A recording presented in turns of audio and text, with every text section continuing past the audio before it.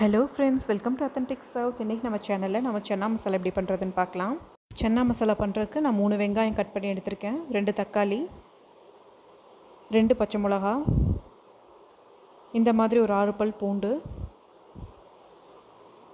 இந்த சைஸில் இஞ்சி ஒரு 3 பீஸ், 2 கிராம்பு, இந்த மாதிரி பட்டை ஒரு 2 பீஸ், வேக வச்ச சுண்டல், உப்பு ஒரு டீஸ்பூன், தாளிக்கிறதுக்கு 1 டீஸ்பூன் சீரகம், கொஞ்சம் கார்னிஷ் பண்ணுறதுக்கு கொரியாண்டர் லீவ்ஸ், அப்புறம் 2 table spoon plus 1 teaspoon oil எடுத்திருக்கேன். 1 டீஸ்பூன் ஆயில் தாளிக்கிறதுக்கு யூஸ் பண்ணிக்கலாம். ஒரு கடாய் ஹீட் பண்ணிட்டு அதில் 2 டேபிள் ஸ்பூன் ஆயில் சேர்த்திக்கலாம். ஆயில் ஹீட் ஆனதும் நம்ம கட் பண்ணி வச்சுருக்க வெங்காயத்தை இது கூட சேர்த்து வதக்கிக்கலாம். 2 பச்சை மிளகாவும் சேர்த்திக்கலாம்.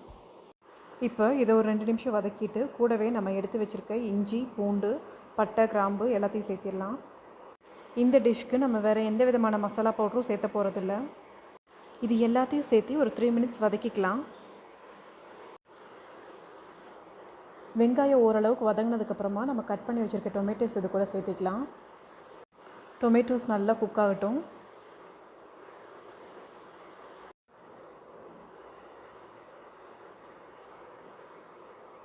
இப்போது டொமேட்டோஸ்லாம் நல்லா குக் ஆகிடுச்சு. இந்த ஸ்டேஜில் நம்ம ஸ்டவ் ஆஃப் பண்ணிவிட்டு ஆற வச்சு நல்லா ஃபைன் பேஸ்ட்டாக அரைச்சி எடுத்து வச்சுக்கலாம். இப்போது இன்னொரு கடாயில் 1 டீஸ்பூன் ஆயில் சேர்த்து ஹீட் பண்ணிக்கலாம். ஆயில் ஹீட் ஆனதும் அதில் 1 டீஸ்பூன் சீரகம் சேர்த்திக்கலாம். சீரகம் நல்லா பொரிஞ்சு வரட்டும். இப்போது சீரகம் நல்லா பொரிஞ்சு வந்ததுக்கப்புறமா நம்ம அரைச்சி வச்சுருக்க பேஸ்ட்டு இது கூட ஆட் பண்ணிக்கலாம். ஒரு 2 நிமிஷம் அதை வதக்கிக்கலாம். அப்புறம் 2 கப் தண்ணி சேர்த்திக்கலாம். தண்ணி சேர்த்து நல்லா கலந்து விட்டுட்டு இது கூட 1 டீஸ்பூன் உப்பு சேர்த்திக்கலாம். இப்போ இந்த கிரேவி நல்லா கொதிச்சதுக்கப்புறமா மூடி போட்டு ஒரு 10 நிமிஷம் நல்லா கொதிக்க விட்டுடலாம். இப்போது இதை ஓப்பன் பண்ணி பார்க்கலாம். தண்ணியெல்லாம் பாதி அளவு சுண்டி நல்லா கிரேவி ரெடியாக இருக்குது. இந்த ஸ்டேஜில் நம்ம வேக வச்சுருக்க சுண்டல் இது கூட ஆட் பண்ணிடலாம்.